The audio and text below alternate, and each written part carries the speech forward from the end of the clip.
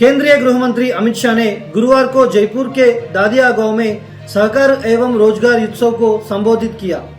इस दौरान उन्होंने कहा कि पूरी दुनिया अब जानती है कि किसी को भी भारत के नागरिक उसकी सीमा या उसकी सेना से छेड़छाड़ी नहीं करनी चाहिए, वरना इसका आजम भुगताना पड़ता है।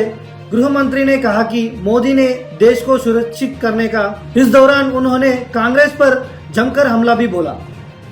जम्मू कश्मीर के ऊपरी इलाकों में भारी बारिश और भूस्खलन के कारण अमरनाथ यात्रा फिर से बाधित हो गई है।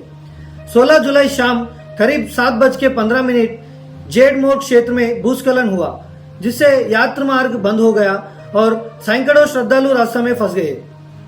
अमरनाथ यात्रा में भूस्खलन के बाद भारतीय सेना ने तुरंत राहत कार्य शुरू किए। बरारी मार्ग में तैनात सेना की टुकड़ियों ने करीब 500 फंसे यात्रियों को सुरक्षित तंबुओं में पहुंचाया और उन्होंने चाय पानी व और जरूरी सुविधाएं में उपलब्ध करवाई। बीएनपी नेता और पूर्व राष्ट्रपति जियाउर रहमान के सलाहदार जैनुल अबिदीन फारूक ने गोपालगंज हमले पर बड़ा बयान देते हुए कहा कि जनता को अब शक होने लगा है कि ये हमला चुनाव टालने की नई साजिश तो नहीं है। गुरुवार को ढाका के नेशनल प्रेस क्लब के बाहर बीएनपी से जुड़े संस्थान जपास द्वारा आयोजित कार्यक्रम में जैनुल अबिदीन फारूक ने बयान दिया।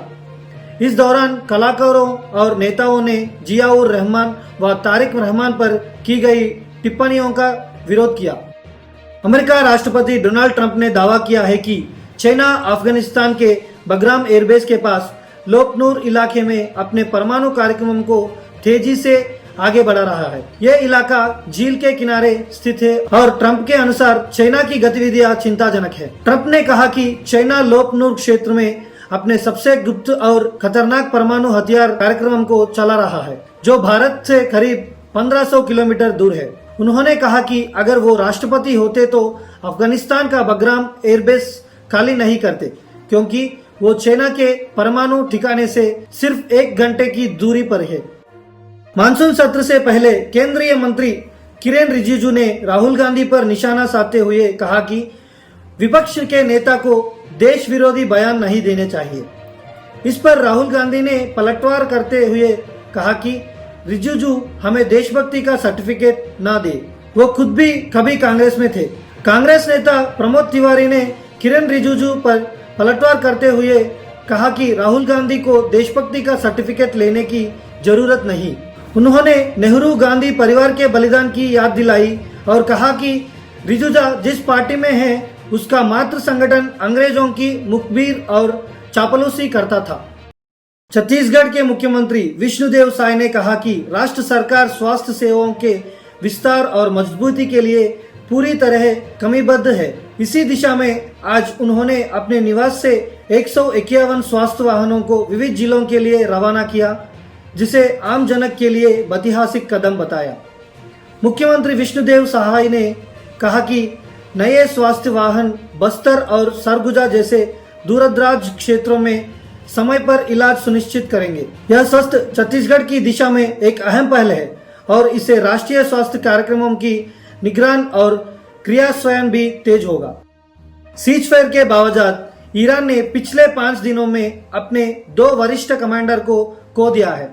हाल ही में एक वरिष्ठ Islamic revolutionary guard core commander की मौत हुई, जो अली तायब की मौत 5 दिन बाद सामने आई है। अली तायब ईरान के प्रधान सुरक्षा अधिकारी थे। ईरान ने पुष्टि की है कि रिवॉल्यूशनरी गार्ड के डिप्यूटी कमांडर गुलाम हुसैन खेबी परवर की मौत हो गई है। उनकी मौत का कारण 1988 के ईरान इराक युद्ध में रासायनिक हथियारों से लगी पुरानी चोट को बताया गया। पहले उनकी स्थिति सार्वजनिक नहीं हुई थी, लेकिन हाल ही में काजविन दौरों के दौरान उन्हें मास्क में देखा गया था।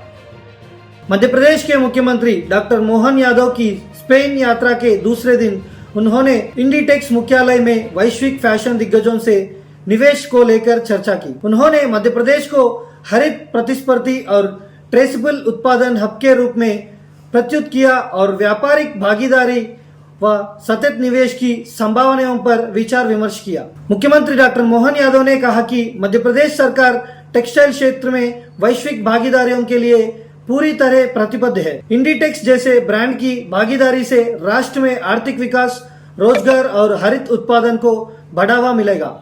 सरकार इस भागीदारों को हर स्तर पर समर्थन देगी। अमेरिका के अलास्का में गुरुवार सुबह रिक्टर पैमाने पर 7.3 तीव्रता का भूकंप आया, जिसका केंद्र पापोफ आइलैंड के पास सैंड पॉइंट में 36 किलोमीटर गहराई में था। प्रारंभ में सुनामी की चेतावनी जारी की गई थी, जिसे कुछ घंटों बाद वापस ले लिया गया। अलास्का अमेरिका का सबसे भूकंप सक्रिय राष्ट्र है। 7.3 तीव्रता का ताजा भूकंप की वजह प्रशांत और उत्तर अमेरिका प्लेटों की टकरार बताई गई है। सुनामी का खतरा अब टल गया है, लेकिन क्षतिग्रस्त होने का पूरा ब्यौरा सामने नहीं आया है। इससे पहले 16 जुलाई को 5.1 तीव्रता का भूकंप आया था।